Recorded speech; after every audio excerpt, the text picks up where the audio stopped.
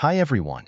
In this video, we're diving into one of the most powerful and time-saving features in Excel, AutoSum. Whether you're managing your budget, calculating totals in a report, or just adding up a column of numbers, AutoSum is your go-to tool. First, let's locate the AutoSum button. You can find it in two places, the Home tab in the Editing group or the Formulas tab in the Function library. Let's start with summing a column of numbers. Simply click in the cell directly below the column you want to sum, and then click AutoSum. Excel automatically highlights the range it thinks you want to sum.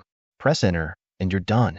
AutoSum can also handle multiple columns or rows at once. Just select the empty cells where you want the sums to appear, click AutoSum, and Excel does the rest. You can also use the keyboard shortcut Alt equals to quickly apply AutoSum. Just press Alt equals, and Excel will automatically generate the sum for you. AutoSum isn't just for summing. You can also quickly calculate averages, counts, maximums, and minimums using the drop-down next to the AutoSum button. And that's how you use AutoSum in Excel. It's a simple yet incredibly effective tool to make your data calculations quick and easy. If you found this tutorial helpful, don't forget to like, share, and subscribe for more Excel tips and tricks. Thanks for watching.